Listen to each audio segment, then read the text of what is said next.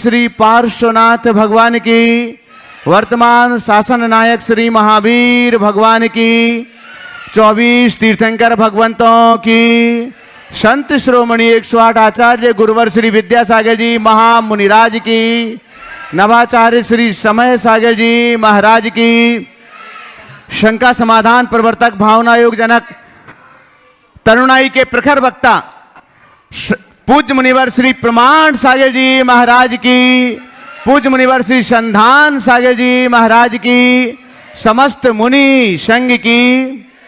आइएगा बंधुओं, सायंकालीन TV channel का सबसे लोकप्रिय कार्यक्रम शंका समाधान के इस सत्र को आप सभी लोग मध्य प्रदेश की राजधानी भोपाल स्थित आचार्य श्री विद्यासागर प्रबंध विज्ञान संस्थान तथा श्री विद्या प्रमाण गुरुकुलम परिसर से देख और सुन रहे हैं, जहां पर आज प्रातःकाल मंगलमयी बेला में पूज्यवर मुनि श्री प्रमाण सागर जी महाराज सत्संग की मंगल आगवानी हुई।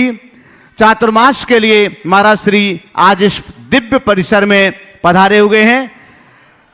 यहां पर उपस्थित आप सभी का और पारस चैनल, जिनवाणी चैनल, आदिनाथ चैनल, प्रामाणिक ऐप तथा अन्य डिजिटल माध्यमों से शंका समाधान के इस लोकप्रिय कार्यक्रमों को देखने और सुनने वाले सभी श्रोताओं का हम हार्दिक हार्दिक स्वागत एवं अभिनंदन करते हैं। बंधुओं, जैसे कि आप सभी के लिए मालूम है, चातुर्मास का समय सुनिश्चित है और आषाढ़ मास की शुक्ल पक्ष की चतुर्दशी से चातुर्मास प्रारंभ हो जाता है, अर्थात 9 जुलाई से चातुर्मास प्रारंभ हो जाते हैं। जहां जहां पर भी दिगंबर संत, साध्वियां, त्यागी वृत्ति विराजित होते हैं, वे चतुर्दशी की पावन पुनीत मंगलमयी बेला में उपवास के साथ में चातुर्मास का संकल्प किया करते हैं। और हम सभी को विदित है, इस बार पूज्यवर मुनि श्री प्रमाण सागर जी महाराज सत्संग के मंगल चातुर्मास का सौभाग्य मध्य प्रदेश की राजधानी भोपाल वाले सभी पुण्यार्थी श्रावक श्राविकाओं के लिए प्राप्त हुआ है। और उसमें भी विशेष रूप से यह सौभाग्य प्राप्त हुआ है उन मेधावी बच्चों के पुण्य से, जिन मेधावी बच्चों का चयन श्री विद्या प्रमाण गुरुकुलम में इस वर्ष के लिए हुआ है शिक्षा के लिए, तो उनके माध्यम से ये सौभाग्य उन सबके लिए प्राप्त हुआ है। महाराज श्री 10 तारीख को गुरु पूर्णिमा के पावन महोत्सव में हम सभी के लिए अपनी सानिध्यता प्रदान करेंगे। प्रातः काल की मंगलमयी बेला में प्रातः लगभग 6:30 बजे से मंगलाष्टक अभिषेक और उस दिन विशेष महाशांति धारा संपन्न होगी। 1008 सहस्रनाम बीजाक्षर संयुक्त विशिष्ट शांति धारा, जिसमें लगभग 1 घंटे का समय लगता है, वह शांति धारा आप संपन्न करेंगे। और उसके साथ ही गुरु पूर्णिमा का पावन महोत्सव आप सभी लोग मनाएंगे। साथ ही मुनिवर श्री संधान सागर जी महाराज जी का 11वां मुनि दीक्षा दिवस का मांगलिक कार्यक्रम है और उस कार्यक्रम को भी हम सानंद संपन्न रूप से मनाएंगे। बंधुओं, 11 तारीख को वीर शासन जयंती का पावन महोत्सव है, जिन शासन देशना का प्रथम दिवस माना जाता है। और वीर शासन जयंती का भी मांगलिक कार्यक्रम हम सभी लोग उनकी पूजन आराधना और महाराज श्री के मंगल आशीष वचनों के साथ में मनाएंगे। 12 तारीख को गुणायतन का अधिवेशन और 13 जुलाई रविवार का एक स्वर्णिम दिवस भोपाल के इतिहास के लिए सुरक्षित है, जब महाराज श्री अपने चातुर्मास मंगल कलश की मंगलमयी स्थापना यहां पर सत्संग करेंगे। आइएगा बंधु, इन सारे कार्यक्रमों में आप सम्मिलित हों, इसके लिए सभी तैयारियां लगभग हो चुकी हैं। चातुर्मास के चक्रवर्ती का चयन हो चुका है। 9 रत्न जो महाराज श्री बनाते हैं, जो बहुत ही आइकॉन होते हैं चातुर्मास के, वे 9 रत्न के रूप में लगभग 7 रत्न हो चुके हैं। 2 और रत्नों के लिए आप संपर्क कर सकते हैं, वे चातुर्मास के आइकॉन होंगे। और चातुर्मास के सारे कार्यक्रमों में वे फ्रंट लाइन में, अग्रिम पंक्ति में रहेंगे। किसी भी प्रकार का कोई भी कार्यक्रम हो, चाहे प्रशासनिक कार्यक्रम हो, चाहे मंच के कोई मांगलिक कार्यक्रम हो, संपूर्ण कार्यक्रमों में उन 9 रत्नों का विशेष अनुदान होता है, विशेष सहयोग हुआ करता है। साथ ही बंधुओं, आप लोग, साथ ही ये सौभाग्य आप लोगों के हाथों में भी है कि इस बार चातुर्मास के कलश के साथ साथ में आप गुरुकुल के लिए, जो विद्या प्रमाण गुरुकुलम में जो बच्चे पढ़ रहे हैं, जो निःशुल्क शिक्षा इनके लिए दी जा रही है गुणायतन परिवार से, तो आप अपनी चंचला लक्ष्मी का सदुपयोग करते हुए गुरुकुल गौरव के रूप में 11 लाख रुपए की राशि से जुड़ सकते हैं। साथ ही साथ गुरुकुल नायक के रूप में आप 5 लाख रुपए की राशि से जुड़ सकते हैं और साथ ही साथ विद्या विभूति के रूप में 2,51,000 रुपए की राशि से आप जुड़ सकते हैं और गुरुकुल मित्र के रूप में आप 1,21,000 रुपए की राशि से जुड़ सकते हैं। आपके हाथों में धर्मार्जन का सौभाग्य होगा, वह पुण्य तो होगा ही होगा, लेकिन शिक्षा और संस्कारों के लिए भी आपकी चंचला लक्ष्मी का सदुपयोग होगा। आइएगा हम इस सत्र के लिए महाराज श्री के चरणों में निवेदन करें, उसके पहले महाराज श्री के मंगल श्री चरणों में आशीर्वाद के लिए चलते हैं। दोनों हाथों को जोड़िएगा। आपके लिए भी मंगल आशीष की छांव प्राप्त हो और आपके माध्यम से देश और दुनिया में इस कार्यक्रम को देख रहे सभी लोगों के लिए भी मंगल आशीष की छांव प्राप्त हो। हे महाराज श्री नमोस्तु नमोस्तु नमोस्तु। और हम यहाँ पर महाराज श्री का, जैसे कि आप सभी को मालूम है, आज प्रातःकालीन की मंगलमयी बेला में महाराज श्री का श्री विद्या प्रमाण गुरुकुलम और आचार्य श्री विद्यासागर प्रबंध विज्ञान संस्थान में पदार्पण हुआ है। चातुर्मास के लिए मंगल आगमनी आप सभी ने की है, तो मैं यहाँ पर श्री विद्या प्रमाण गुरुकुलम और आचार्य श्री विद्यासागर प्रबंध विज्ञान संस्थान की सभी पदाधिकारियों को यहां पर आमंत्रित करते हैं। वे महाराज श्री के श्री चरणों में 4 महीने की धर्म प्रभावना के लिए कमर कसकर के मंगल आशीष प्राप्त करें श्रीफल के साथ में, और आप लोग तालियों के साथ में अनुमोदना कीजिएगा। संपूर्ण जो भी वर्ड यहां पर है, श्री विद्या प्रमाण गुरुकुलम के जितने भी लोग यहां पर हैं वे पधारे। बंधुओं, इनके कंधों पर पूरे चातुर्मास के कार्यक्रमों की बागडोर होगी। बाहर से आने वाले अतिथियों के चाहे आवास हो, चाहे भोजन हो, चाहे मांगलिक कार्यक्रम हो, चाहे शिविर हो, जो भी कार्यक्रम यहां पर संपन्न होंगे, संपूर्ण कार्यक्रमों की जवाबदेही और श्री विद्या प्रमाण गुरुकुलम की ओर से मैं श्री अनुभव जी सर्राफ मैं आमंत्रित करता हूं कि भी अपनी भावनाएं इस पावन अवसर पर यहां पर रखें। अनुभव जी सर्राफ, बाकी सभी लोग साथ में आ जाएं। गुरुदेव के चरणों में बारंबार नमन। गुरु जी, ये परम सौभाग्य पूरे भोपाल वासियों को मिला है। अवधपुरी भील क्षेत्र, संपूर्ण भोपाल बड़ा गौरवान्वित है और बड़ा हर्ष महसूस कर रहा है कि आपका चतुर्मास इस बार हम लोगों को मिला। मैं चाहूँगा पूरा सदन इसको तालियां बजा के गुरु जी को उत्साह दिखाए कि हम लोग आज गुरु जी का इतने संपूर्ण रूप से अच्छे से ये चतुर्मास संपन्न करेंगे गुरुदेव। और साथ में गुरुदेव एक बहुत भाग्य खुला है हमारे गुरुकुलम का, क्योंकि गुरुकुलम में 180 बच्चे अध्ययनरत हैं। आपका आशीष उन्हें निरंतर मिल रहा है गुरुदेव। वो सारे बच्चे भी बड़े खुश हैं, क्योंकि उनको ये अकलन लगी थी गुरुदेव कहाँ करेंगे, गुरुदेव कहाँ करेंगे, मगर सारे बच्चों की खुशी का ठिकाना नहीं है गुरुदेव। और हम सबके भाव भी गुरुदेव इतने भाव विभोर हैं कि हम गुरुदेव सर्वश्रेष्ठ चतुर्मास का आपको यहाँ से सभी लोग पूरी टीम वादा कर रही है कि हम लोग ऐसा चतुर्मास करेंगे गुरुजी, ऑल ओवर इंडिया में ये वाली बात जाएगी कि आपने चतुर्मास जैसा दिया था हम उससे सर्वश्रेष्ठ करके दिखाएंगे।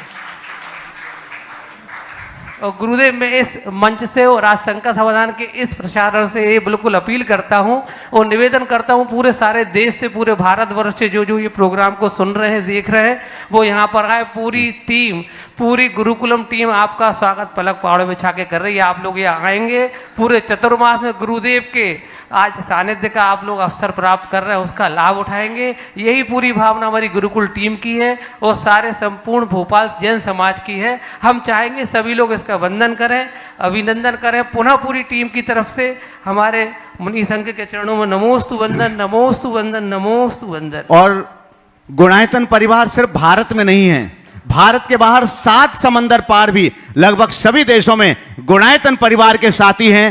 तो गुरुकुलम की ओर से उन सभी के लिए भी, भारत और भारत के बाहर भी उन सभी लोगों के लिए भी मैं यहां से निमंत्रण देता हूं कि इस वर्ष के विशिष्ट चातुर्मास में आप सभी लोग यहां पर पधारें।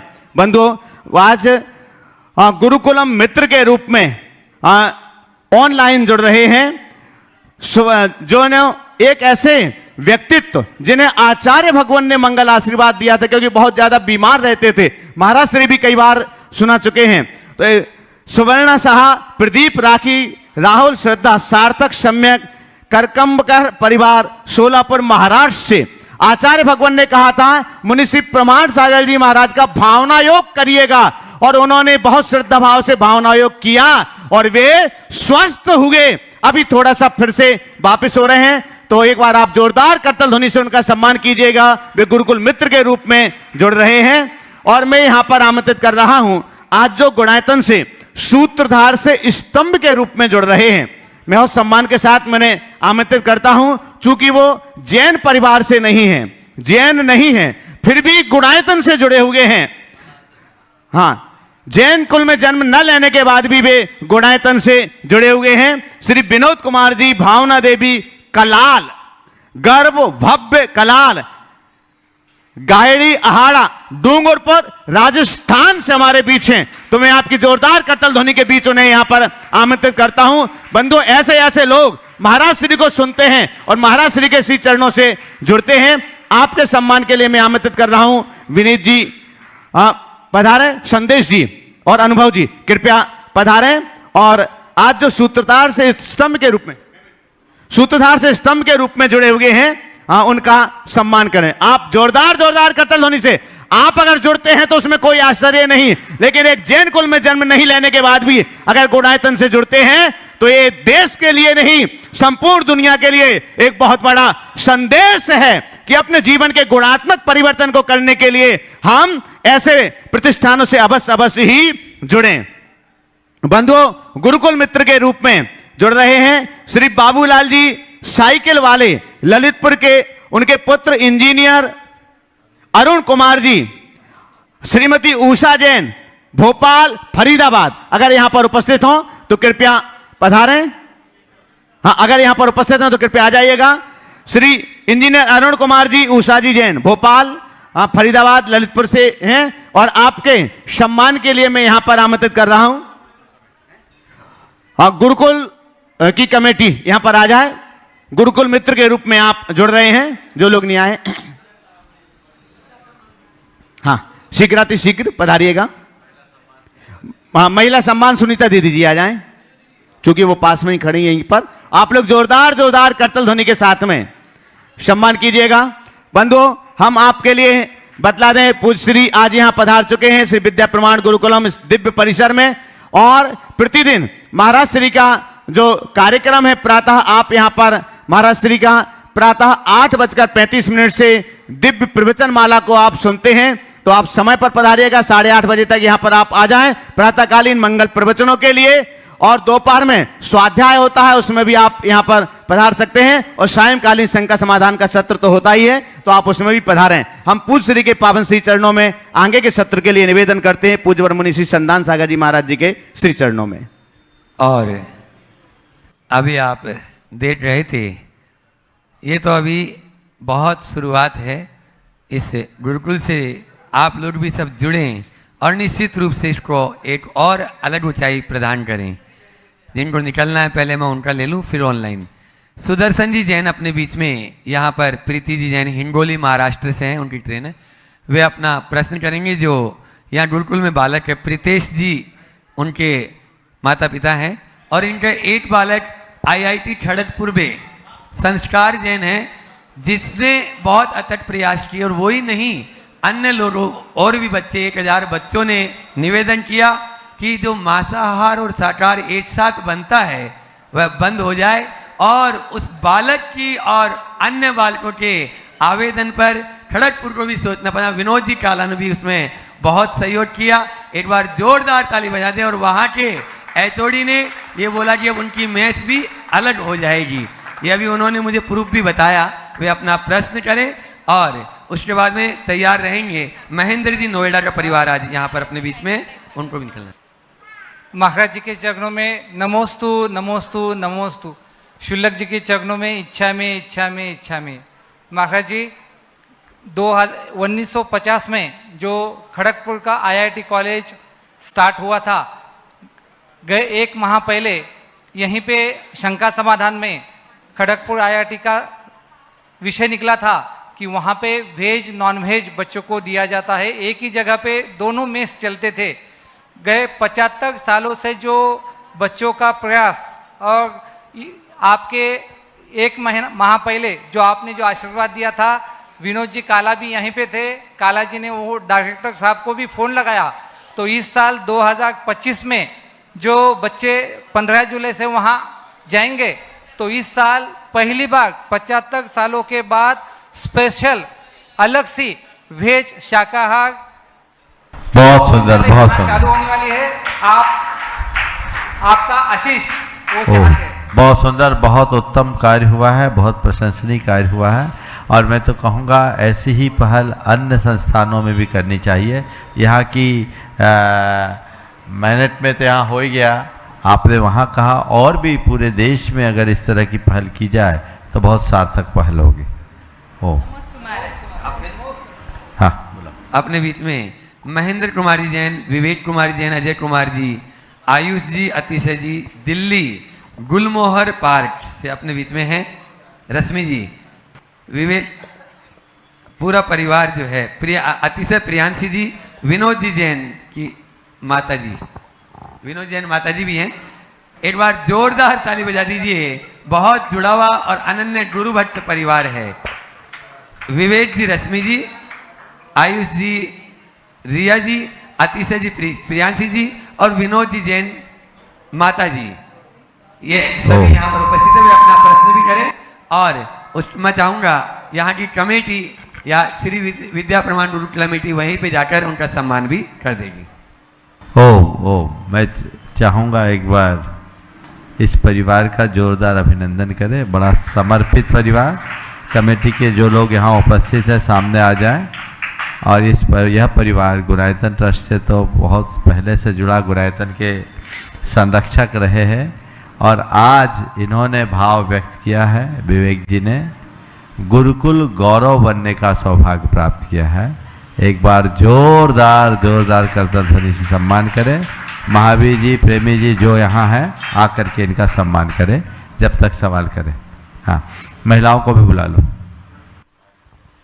नमोस्तु महाराज। पायल जी सिटी महिला सम्मान के लिए वे आ जाएं।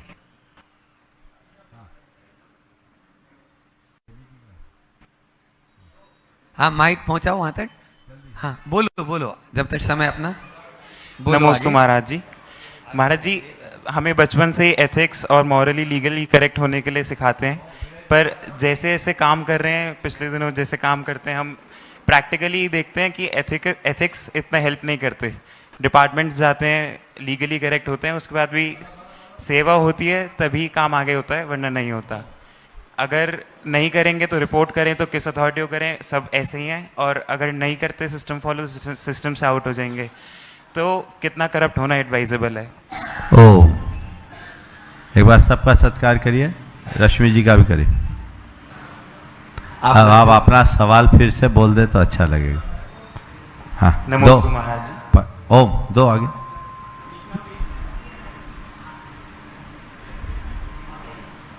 हाँ बोलो।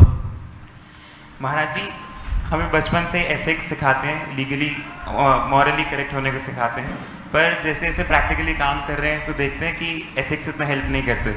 हम डिपार्टमेंट्स जाते हैं, लीगली करेक्ट होने पर भी सेवा करते हैं, तभी काम आगे होता है। अगर नहीं करेंगे तो रिपोर्ट करें, तो किसको करें, क्योंकि ऊपर सब ऐसे ही हैं। और अगर सिस्टम फॉलो नहीं करेंगे तो सिस्टम से आउट हो जाएंगे। तो कितना करप्ट होना एडवाइजेबल है? देखो, करप्ट होना तो कतई उचित नहीं, पर एक बार की बात है, मैं ही भोपाल में था। एक अधिकारी ने मुझसे कहा कि महाराज जी, आज से मैं रिश्वत का त्याग करता हूँ। उसकी धर्मपत्नी साथ में थी। मुझे अच्छा भी लगा, थोड़ा आश्चर्य भी हुआ, रिश्वत का त्याग करते हो। हमने क्या नियम पल जाएगा? बोले हाँ महाराज पल जाएगा। उसकी धर्मपत्नी से पूछा क्यों ये बोल रहे हैं नियम दे दो? बोले हाँ महाराज दे दीजिए, अब ज़्यादा पाप नहीं करना, बहुत हो गया। मैंने कहा ठीक है भैया, आप नियम ले लो। नियम लेते लेते उन्होंने कहा महाराज जी एक निवेदन है। बोले क्या? बोले सुविधा शुल्क की छूट रखेंगे। सुविधा शुल्क क्या है? बोले महाराज मैं ये वचन देता हूं कोई भी अनैतिक काम नहीं करूंगा, ऐसा कोई काम नहीं करूंगा जो मेरे अधिकार क्षेत्र और नियमों के बाहर हो। पर मैं यदि किसी का कोई काम करूं, उसके एवज में सामने वाला अगर मुझे कुछ रकम दे तो मैं उसे लेने की छूट रखता हूं महाराज जी। अब आप बताइए, तो हमारी तनख्वाह मिलती है बड़ी सीमित है, 4 बच्चे, 95 की बात है, बच्चों की पढ़ाई में मेरे इतने खर्चे निकल जाते कि तनख्वाह से पूर्ति नहीं होती। तो महाराज कुछ तो लेना पड़ता है महाराज जी। किसी काम के लिए किसी आदमी को 4 चक्कर लगाना पड़े, उसका काम यदि मैं 1 चक्कर में पूरा कर दूं तो इसका फायदा तो दोनों को मिलना चाहिए। उसका तर्क विचित्र था, फिर भी मैंने थोड़ी सकारात्मकता से लेते हुए कहा कि कम से कम ये आदमी इतना तो कर रहा है कि मैं अनैतिक कार्य नहीं करूंगा। यद्यपि उसका ये कृत्य अवैधानिक था, समझ गए, पर अवैधानिक और अनैतिक में अंतर है। आज के समय में जो सिस्टम है वो ऐसा गड़बड़ हो गया है कि अब उसे भ्रष्टाचार कहने में भी थोड़ा सा संकोच होता है, क्योंकि भ्रष्टाचार बोलने में थोड़ा कठिनाई होती है, शिष्टाचार बोलने में थोड़ा अच्छा लगता है। और जब भ्रष्टाचार ही शिष्टाचार बन जाए तो मैं क्या करूं? जब तक तंत्र नहीं सुधरेगा तब तक ये समस्याएं बनी रहेगी। सब चीजें महंगी भी होती जा रही है और लोगों की लालसाएं भी बढ़ते जा रही है। तो ये दोनों समस्याएं इतनी विकराल है कि इनका हल निकाले बिना जीवन सलामत नहीं होगा, इसलिए इनको ध्यान रखना चाहिए। एक बार जोरदार ताली बजा दीजिए। आज जो गुरुकुल गौरव के रूप में अपने आप को यहाँ पर भी प्रतिष्ठा भी कर ली है, ऐसे विवेक जी, रश्मि जी, पूरे परिवार के लिए। और अब चलते हैं, आज अन्नू जी जैन कानपुर से पूछ रही है, महाराज जी क्या आत्मा की अनुभूति बिना दीक्षा के भी संभव है? देखिए, आत्मानुभूति तब होगी जब हम निर्ग्रंथता का अनुभव करें, और आकुलता होने पर निर्ग्रंथता का अनुभव कैसे होगा? घर गृहस्थी में कतई संभव नहीं। हमारे यहाँ एक बड़े आध्यात्मिक विद्वान हुए पंडित बनारसी दास जी, उनके मन में आत्मानुभूति की धुन चढ़ी। बिना दीक्षा के वे घर के ही एक कक्ष में निर्वस्त्र होकर 3 दिन तक अपनी आत्मा का ध्यान करने की कोशिश में लगे रहे। और जब वो लगे रहे तो 3 दिन की अनुभूति को उन्होंने बड़े ईमानदारी से प्रस्तुत किया और लिखा, करनी को तो रस मिट्यो, करनी को तो रस मिट्यो, मिल्यो न निज को स्वाद। करनी को तो रस मिट्यो, मिल्यो न निज को स्वाद। भई बनारसी की दशा, जैसे ऊंट को पाद। बस हवा में ही रह गया।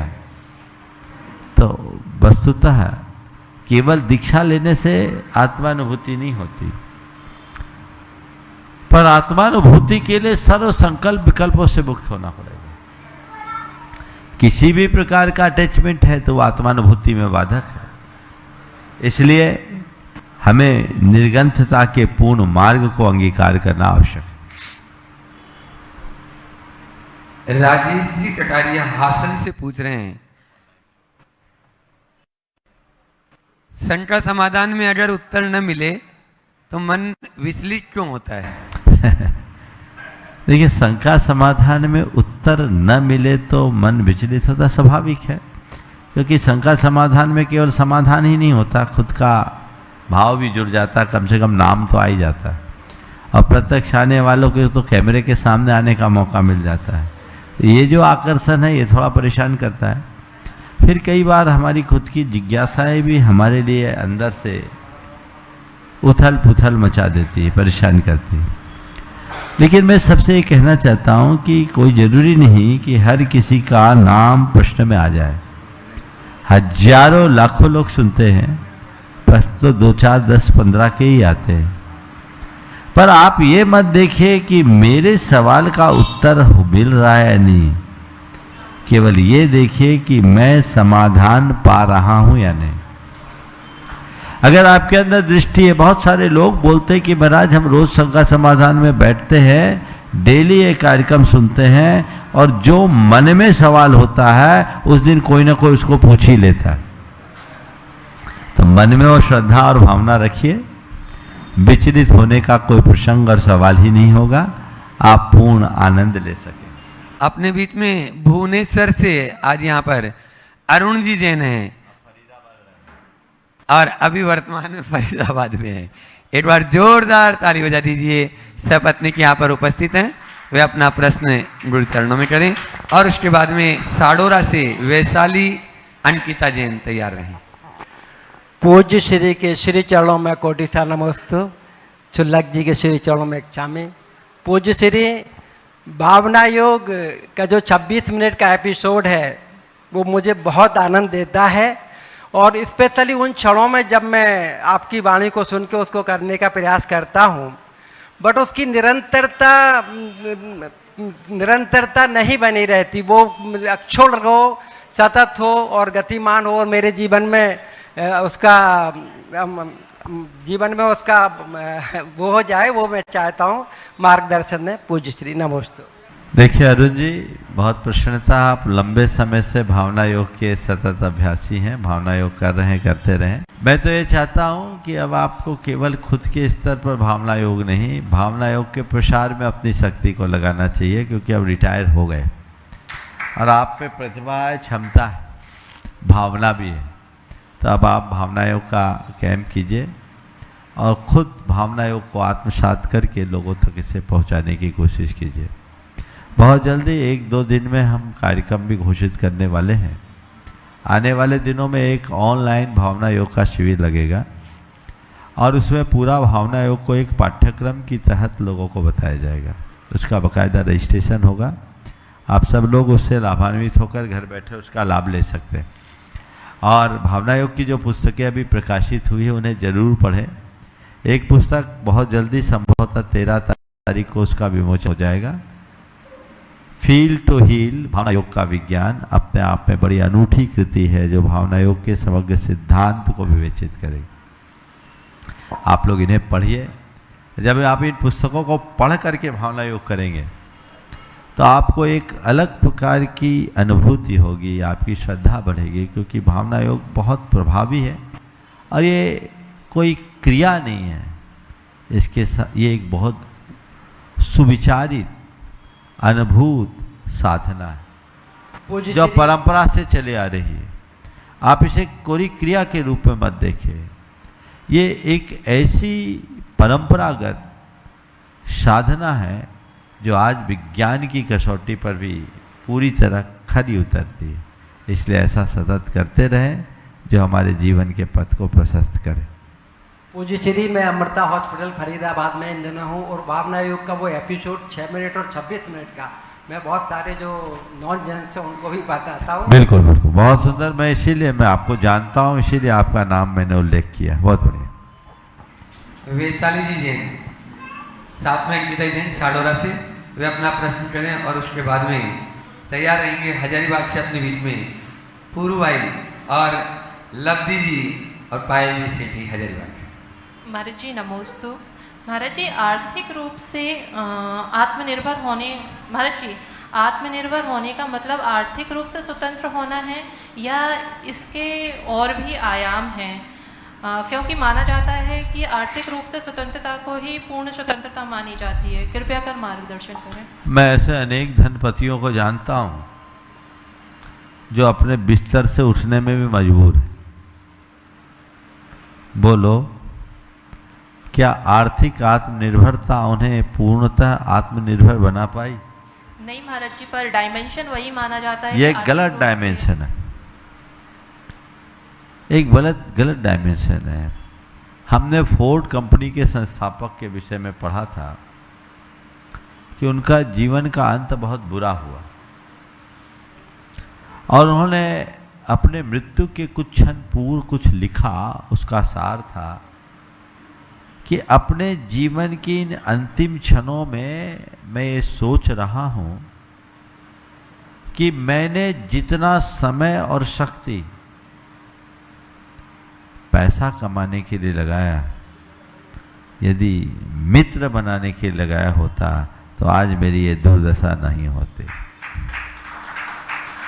मैं समझता हूँ ये उदाहरण पर्याप्त है आत्मनिर्भरता के मायने को समझने का। सच्चे अर्थों में आत्मनिर्भरता का मतलब है स्वाश्रित जीवन। जहां हमें परावलंबिता और परमुखापेक्षिता का सामना न करना पड़े। हम अपने आप में सक्षम हो, अपना काम अपने हाथ से करे, स्वावलंबी बने और किसी दूसरे से अपेक्षा ना हो। कोई दूसरा साथ दे तो ठीक है, न दे तो भी ठीक है। यह है वास्तविक स्वतंत्रता। बाकी तो लोग कदम कदम पर बंधे, और जो लोग कहते हैं आर्थिक अर्थ निर्भरता, वो सबसे ज्यादा अपने अर्थ के गुलाम होते हैं। जिनके पास ज्यादा हो जाता है ना, उनके साथ तो ऐसा होता है प्राय ना भोग पाते हैं ना खर्च कर पाते। दोनों स्थितियां होती हैं। रखना भी उनके लिए बहुत कठिन होता है। पैसे को अपने जीवन के लिए उपयोगी मानो, पर पैसे को ही सब कुछ मानने की भूल कभी मत करो। ये दृष्टिकोण है। महाराज जी एक और थोड़ा सा इम्पोर्टेंट क्वेश्चन कर लूँ? बोलो। हाँ महाराज जी, बचपन से ही मेरा फेवरेट सब्जेक्ट था मॉरल साइंस। अब जो बड़ी हुई हूँ तो मैं दुनिया को देखती हूँ, मुझे ऐसा लगता है कि काश स्कूल में मॉरल साइंस की बजाय मैनिपुलेटिव साइंस पढ़ाई जाती तो आज ज़्यादा काम में आता। ऐसा हुआ। यशपाल जैन ने एक कहानी लिखी, बहुत पुरानी कहानी है, कि बच्चा स्कूल गया, उसको पढ़ाया गया सदा सत्य बोला करो। घर आया, मकान मालिक किराया लेने के लिए आया, पिताजी को ढूंढ रहा था, पिताजी से बोला, तब पिताजी ने कह दिया बोल दो पापा घर में नहीं है। दूसरे दिन उसे स्कूल में पढ़ाया गया सब जीवों पर दया करो। ओम सब जीवों पर दया करो। और जब सब जीवों पर दया करने की बात आई तो घर आया, देखता है कि उसका बड़ा भाई एक अपाहिज भिखारी को निर्ममतापूर्वक डंडे से खदेड़ रहा है। तीसरे दिन उसे पढ़ाया गया सब जीवों से प्रेम करो। घर आया तो देखता है कि उसके मम्मी पापा दोनों आपस में किसी बात को लेकर बुरी तरह झगड़ रहे हैं। चौथे दिन जब उसे स्कूल भेजा गया, उसने कहा पिताजी मैं स्कूल नहीं जाऊंगा। पिताजी मैं स्कूल नहीं जाऊंगा। बोले क्यों? बोले मैं स्कूल नहीं जाऊंगा क्योंकि गुरुजी ठीक नहीं पढ़ाते। हमें पढ़ाया कुछ जाता है और दिखाया कुछ जाता है। तो आपका ये सवाल बिल्कुल जायज़ है कि हम मोरल साइंस पढ़ने की जगह मैनिपुलेटिव साइंस पढ़े होते तो ज़्यादा अच्छा था, लेकिन नहीं। एक बात ध्यान रखना है कि सत्य की ही जीत होती है और सत्य की ही पूजा होती है। असत्य भी तभी तक पूजा जाता है जब तक उसके ऊपर सत्य का आवरण होता है, इसलिए उसे भूले नहीं। आज हम अगर अपने जीवन में इस तरह के मैनिपुलेशन को और कृत्रिमता को आत्मसात करेंगे, हमें तात्कालिक सुविधा मिलेगी, दीर्घकालिक शांति नहीं। यदि जीवन में दीर्घकालिक शांति चाहिए तो जीवन को बिल्कुल सहज साथ के रखने की जरूरत है। वो हमारे जीवन को बेहतरी दे। नमोस्तु महाराज जी। बनो और है इतना ही। कितने नाम महाराज के पास? बहुत पर्चियाँ हैं। चलो जल्दी से पूछो। महाराज श्री नमोस्तु। ये प्रश्न मेरे मासी का है, मेहरानी उत्तर प्रदेश से। उनका कहना है जब अंतराय कर्म का उदय चल रहा होता है तो उसके लिए कोई नियम व्रत संयम किए जाएं या फिर कोई और उपाय किए जाएं? अंतराय के निवारण के दो बड़े सशक्त उपाय हैं और ये अनुभूत हैं। वह है देव पूजा और पात्रदान। ये दोनों कार्य करते रहिए, आपका अंतराय बहुत तेजी से टलेगा। भाव विशुद्धि को बढ़ाने का यही श्रेष्ठ माध्यम। अपने बीच में बंधुओं उस पावन भूमि हजारीबाग से पायल जी सिटी और पुरु जी लब्धि जी सिटी, यहाँ पर जहाँ जिस परिवार से निकलकर आज पूज्य गुरुदेव चारों ओर धर्म की वर्षा कर रहे हैं। एक बार जोरदार ताली बजा दीजिए इस परिवार के लिए जो अपना प्रश्न करे। और आज मैं चाहूँगा पुरु भाई भी अपना प्रश्न करें, फिर लब्धि करेगी। नमोस्तु महाराज श्री। मेरा प्रश्न यह है कि हम अपनी ज़िंदगी में बहुत सारी महत्वाकांक्षाएं रखते हैं, जिसको पूरा करने के लिए हम बहुत सारे कंटेंट देखते हैं, बुक्स पढ़ते हैं, पर कभी भी हम उसको पूरी तरीके से अप्लाई नहीं कर पाते हैं। जैसे आप समाधान भी जब कोई देते हैं तो आप उसको 4 बातों में देते हैं, तो हम उसका 1 या 2 बात को अप्लाई कर पाते हैं, बाकी 1 या 2 बात को नहीं कर पाते हैं। तो हम ऐसा क्या करें कि हम वो चारों की चारों बातों को अप्लाई कर पाए? अरे कम से कम एक कर लो, यही बहुत खुशी की बात है। लोग तो सुनते ही एक भी नहीं कर पाते। एक कर लिए तो 25% हो गया, बहुत खुशी की बात है। अरे एक बात तो जाने दो, एक वाक्य पर भी अमल कर लो तो बहुत बड़ा परिवर्तन होगा। नमस्ते मेरा कोशिश करना चाहिए। जीवन में परिवर्तन के लिए हमें अपना लक्ष्य बनाना चाहिए, उसके लिए पुरुषार्थ जगाना चाहिए और चरणबद्ध तरीके से उसे पूरा करने का प्रयत्न करना चाहिए। कोई भी बड़ा लक्ष्य एक दिन में पूर्ण नहीं होता। हमें उस एक बड़े लक्ष्य को कई छोटे लक्ष्यों में बांटकर फिर आगे बढ़ने का प्रयास करना चाहिए। एक बड़ा लक्ष्य जब छोटे छोटे लक्ष्यों में बंटता है और हम थोड़ा थोड़ा चलते उस तक पहुंचते तो हमें बड़ी संतुष्टि होती कि यहाँ तो आ गए, अब नेक्स्ट स्टेप, अब फिर नेक्स्ट स्टेप, फिर नेक्स्ट स्टेप, अब अगला चरण, अगला चरण, अगला चरण। इस तरह स्टेप बाय स्टेप, कदम दर कदम जब हम आगे बढ़ते हैं तो एवरेस्ट की ऊंचाई भी चल सकते हैं। एक एक कदम चलने वाला हजारों मील की यात्रा कर लेता है और हजारों मील की चर्चा करने वाला एक कदम भी नहीं चल पाता। चलो, अपने जीवन में जब तक एम्बिशन नहीं हो आगे नहीं बढ़ोगे। तुम जैसे युवाओं में होना चाहिए, आगे बढ़ने की प्रेरणा मिलनी चाहिए। लेकिन एक बात ध्यान रखना, महत्वाकांक्षा तो हो, कुंठित महत्वाकांक्षा ना हो, इल एम्बिशन नहीं होना चाहिए। देखो मेरी योग्यता, मेरी क्षमता, मेरा बैकग्राउंड, मेरी पृष्ठभूमि क्या है, उसके अनुरूप अपना लक्ष्य बना और धीरे धीरे आगे बढ़ते हुए उसे पूरा करो। नमस्ते महाराज जी। नमस्ते महाराज जी, मेरा प्रश्न यह है कि हम जब भी अपनी ज़िंदगी की नई शुरुआत करते हैं तो हमारे मन में बहुत सारी आशाएं होती हैं, महत्वाकांक्षाएं होती हैं, तो हम ऐसा क्या करें कि वो सारी महत्वाकांक्षाएं पूरी हो और अगर ना हो तो हम निराश ना हो?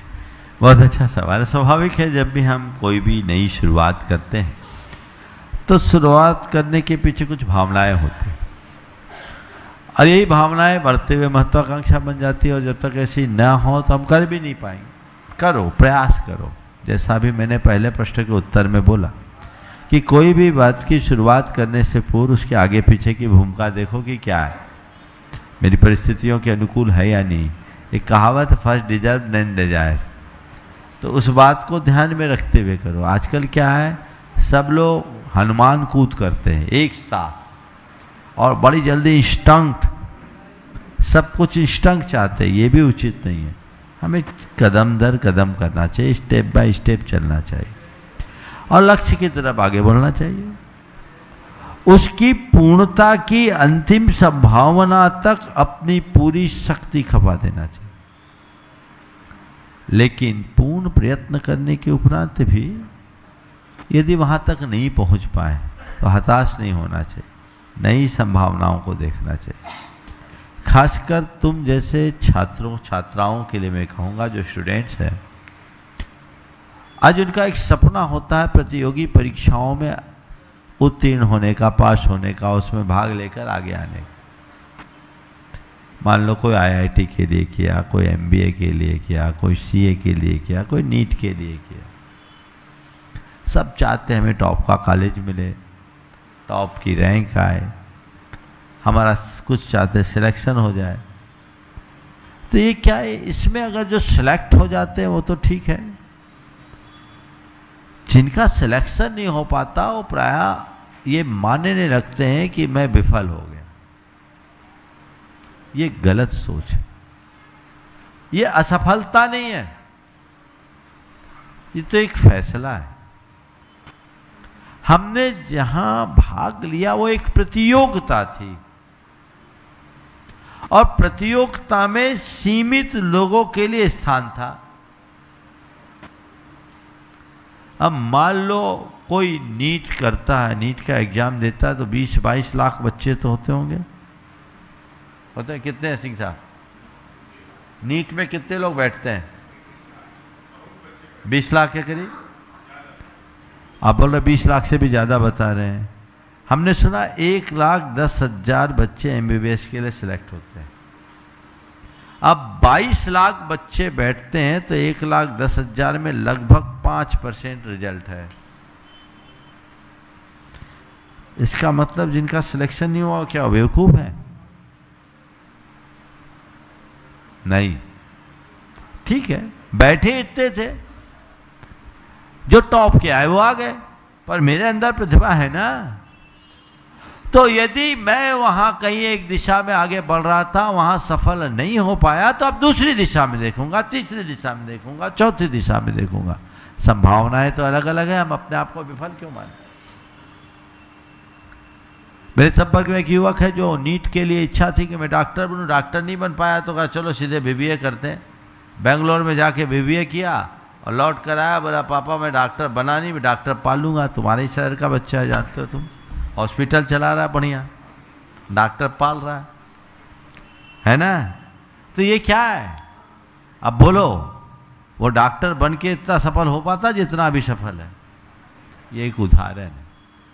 तो संभावनाएं सबके साथ होती है, जहां अच्छी दिशा और दृष्टि हो हमें वहां दौड़ना चाहिए। बंधुओं, जो पहले सूत्रधार थे और अब स्तंभ बन गए, जन्मना जैन नहीं लेकिन कर्मणा जैन है, और आगे मोक्ष मार्ग में बढ़ने का भाव भी रखते हैं। पर जोरदार ताली बजा दी विनोद भाई डूंगरपुर के लिए। वे अपना प्रश्न गुरु चरणों में करें और उसके बाद में यह माइक्रोफोन देंगे RK सिंह जी कुलपति रांची, अपने बीच में यहाँ पर उपस्थित हैं। वे अपना प्रश्न, जिनके प्रश्न बहुत समसामयिक और मौलिक होते हैं, वे अपने विचारों से भी आप। गुरुवर को नमस्तो नमस्तो नमस्तो, शुल्लक जी को इच्छामि इच्छामि इच्छामि।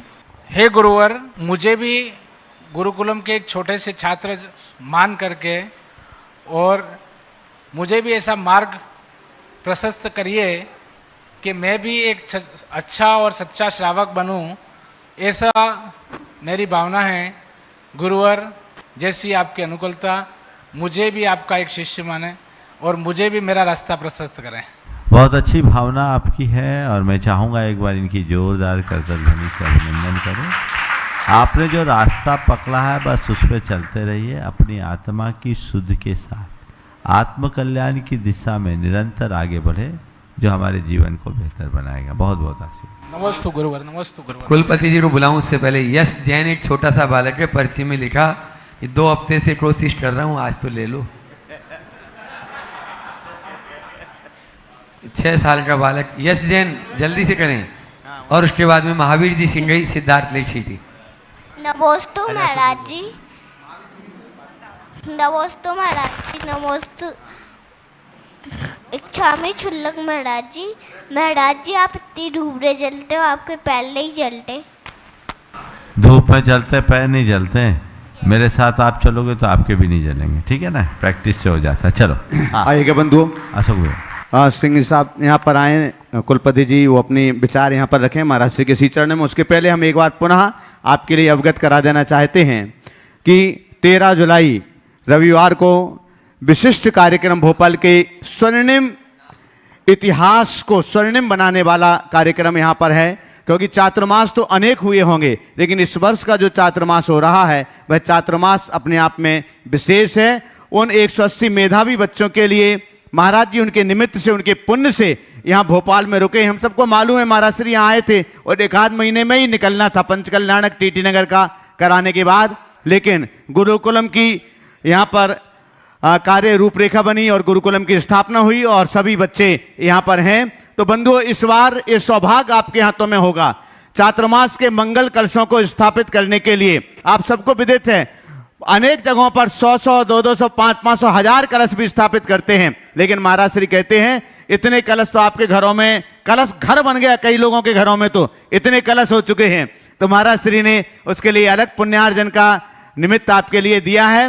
चातुर्मास चक्रवर्ती एकमात्र कलश की स्थापना करेगा। लेकिन जो लोग अन्य रूप में, चाहे नवरत्न के रूप में जुड़े, चाहे गुरुकुल गौरव के रूप में 11 लाख रुपए की राशि से जुड़े, चाहे गुरुकुल नायक के रूप में 5 लाख रुपए की राशि से जुड़े, चाहे विद्या विभूति के रूप में 2,51,000 रुपए की राशि से जुड़े, चाहे गुरुकुल मित्र के रूप में 1,21,000 रुपए की राशि से जुड़े, सभी के लिए कुछ ना कुछ मांगलिक सामग्री स्थापित करने का सौभाग्य प्राप्त होगा। चाहे वो अष्टमंगल द्रव्य हो, चाहे नंद्यावर्त स्वस्तिक हो, ये सभी रजत रुमय होंगे। और साथ में चातुर्मास के अंत में आपके लिए आपकी जो भी पद है, जिस रूप में आप गुरुकुल से जुड़े हैं, उसकी एक विशिष्ट प्रशस्ति पत्र देकर के आपको सम्मानित भी किया जाएगा। तो ये सारे सौभाग्य आपके हाथों में होंगे।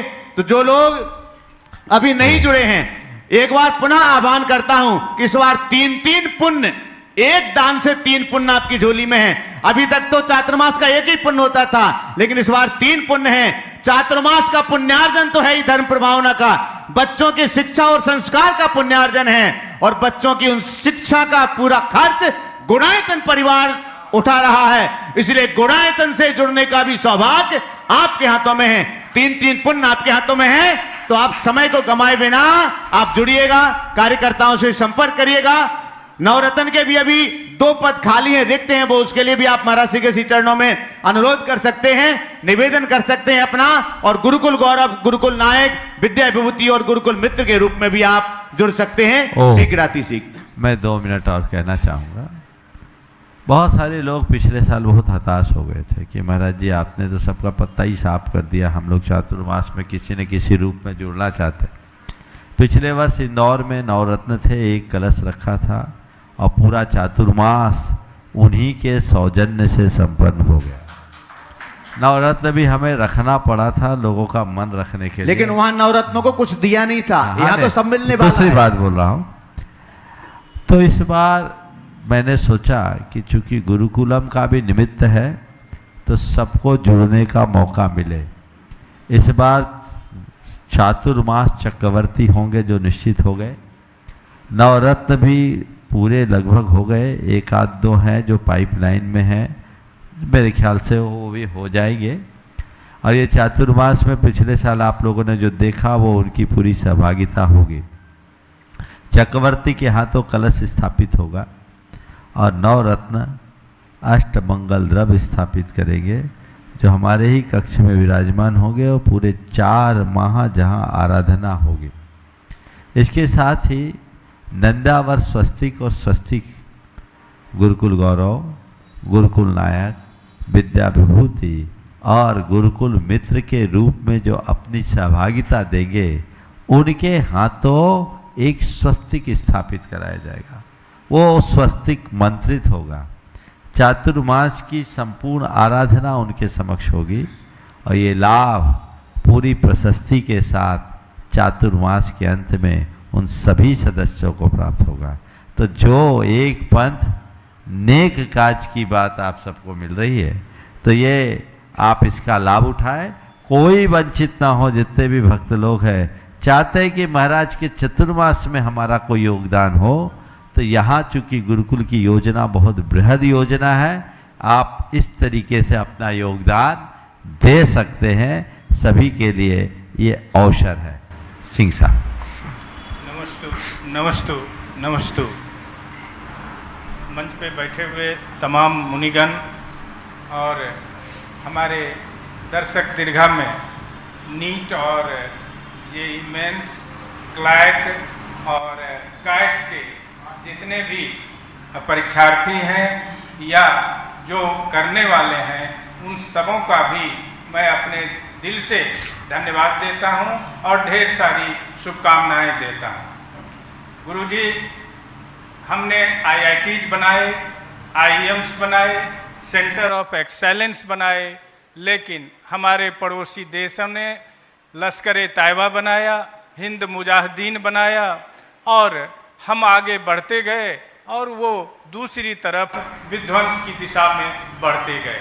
जब नेहरू जी ने 4 IIT की स्थापना की थी तो उनका उद्देश्य था कि ये 4 IIT पूरे देश के और तमाम टेक्निकल इंस्टीट्यूशन को एक दिशा देंगी और दिशा के साथ साथ ही उनका नेतृत्व करेंगी। लेकिन दुख की बात है कि जब माननीय HRD मिनिस्टर अर्जुन सिंह जी हुए तो उन्होंने तमाम प्रदेशों में एक एक IIT दिया। निश्चित रूप से संख्या के मामले में हम आगे बढ़े, लेकिन जहां तक गुणवत्ता की बात है उसमें काफ़ी कमी हुई। साथ ही साथ मैं एक और बात कहना चाहूँगा, और आपका ये जो जवाब होगा, समाधान होगा, वो उसको पूरे विश्व के लोग सुनेंगे और देखेंगे भी। यह भी एक विषय जो है वह अत्यंत आवश्यक है। नेहरू ने 1942 में दिल्ली विश्वविद्यालय के दीक्षांत समारोह में कहा, I quote Nehru, a university stands for humanism. गौर किया जाए, a university stands for humanism, a university stands for reason, a university stand for tolerance, a university stand for onward journey to search of truth. If it is well with, or if universities discharge their duties adequately, then it is well with the people and country, nation. Unquote. मेरा कहना यह है कि विश्वविद्यालयों का commercialisation होता चला गया। क्या जिस उद्देश्य से आप विश्वविद्यालय बनाना चाहते हैं, जिसकी घोषणा आपने कर दी, क्या वह विश्वविद्यालय आने वाले दिनों में देश और लोगों और विश्व को पूरे मानवकी के कल्याण की दिशा में होगा? और निसंदेह वह विश्वविद्यालय हमारे तमाम देश और विदेश के विश्वविद्यालयों का भी नेतृत्व करेगा, रोल मॉडल होगा और हमें उस दिशा में बढ़ने का शुभ अवसर देगा। बहुत ही अच्छा प्रसंग सिंह साहब ने उठाया है। देखिए, इस संदर्भ में मैं तो ये कहूँगा कि जब भी कोई योजना बनती है तो प्रारंभ में उस योजना का उद्देश्य कुछ और होता है। खासकर शासकीय योजनाओं के साथ ऐसा होता है कि समय काल के अनुसार उसमें काफ़ी कुछ बदलाव आ जाते हैं और कई बार मूल भावनाओं से भी भटकाव हो जाता है। आपने जो सवाल उठाया है, मैं समझता हूँ वह भी इसी का शिकार है। जहाँ तक हमारा सवाल है, विश्वविद्यालय की भावना है, फिलहाल वैसी कोई योजना नहीं। चाहते कार्य योजना बन रही है, रूपरेखा बना रहे, मैंने आपको भी उसके लिए कहा है। अब वो योजना सामने आए, फिर मुझे समझ में आएगा कि ये कार्य अभी शुरू करने की स्थिति में समाज है या नहीं, तभी तो कुछ होगा। और अगर ऐसा होगा तो मेरा तो एक ही मकसद है। हमने अभी दीक्षा दिवस, गुरुदेव के दीक्षा दिवस के दिन एक बात कही थी कि गुरु के रास्ते पर चलना, उस रास्ते को पुष्ट करना, रास्ते पर चलने के लिए औरों को प्रेरित करना और उस रास्ते को आगे बढ़ाना हमारा यही ध्येय है। मैं चल रहा हूँ, पुष्ट कर रहा हूँ, सबको प्रेरित भी कर रहा हूँ और जहाँ वो छोड़े उसे आगे बढ़ाने के लिए चेष्टा कर रहा हूँ। गुरुदेव ने विद्यालय खुलवाए, हम और उसे आगे बढ़ाए। ये भाव है, ये लक्ष्य है, ये उद्देश्य है। उसकी पूर्णता होगी, सुनिश्चित अच्छा होगा। उनके विजन को ही हमने अपना मिशन बनाया है और वही हम सबको लेकर के चलना है, जो हम सबको एक अच्छा परिणाम दे सके। समय शेष हो गया, यहीं पर विराम। बोलिए परम पूज्य आचार्य गुरुवर श्री विद्यासागर महाराज।